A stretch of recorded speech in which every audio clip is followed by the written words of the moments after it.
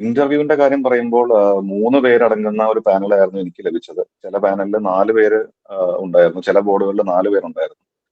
ആം, അപ്പോ അതിൽ ഒരു സബ്ജക്ട് എക്സ്പേർട്ടും ഒരു ബോർഡ് മെമ്പറും നമ്മുടെ ഡിപ്പാർട്ട്മെന്റിലുള്ള ഒരു സാറുമായിരുന്നു എന്റെ പാനലിലുണ്ടായിരുന്നത്. അവര് ഓരോരുത്തരും അവരവരുടേതായ രീതിയിലുള്ള ചോദ്യങ്ങളാണ് ചോദിച്ചത്.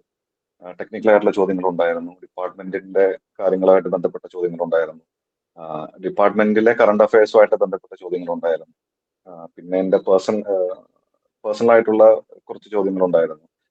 അപ്പോ ഇന്റർവ്യൂ നമ്മൾ പ്രധാനമായിട്ട് ശ്രദ്ധിക്കേണ്ടത് നമുക്ക് അറിയാവുന്ന ഉത്തരങ്ങൾ കോൺഫിഡന്റ് ആയിട്ട് പറയുക എന്നുള്ളതാണ്.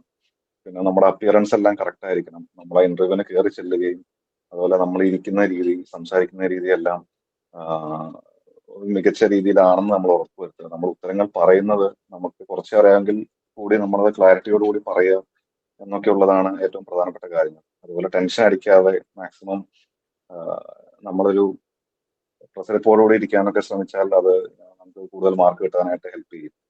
അപ്പൊ ഇന്റർവ്യൂവിന്റെ മാർക്ക് വളരെ പ്രധാനപ്പെട്ടതാണ്. നമുക്ക് എക്സാമിനേഷന് ഉള്ള മാർക്ക് ഇന്റർവ്യൂവിന്റെ മാർക്ക് വെച്ച് നമുക്ക് എൻഹാൻസ് ചെയ്യാൻ സാധിക്കും. ഇന്റർവ്യൂവിന് നമുക്ക് മാക്സിമം മാർക്ക് ലഭിച്ചു കഴിഞ്ഞാൽ അത് നമ്മളെ റാങ്കിനെ ഒരുപാട്, ഒരു മാർക്കാണെങ്കിൽ കൂടി അത് ഒരുപാട് മുന്നിലെത്തിക്കാൻ ഹെൽപ്പ് ചെയ്യും.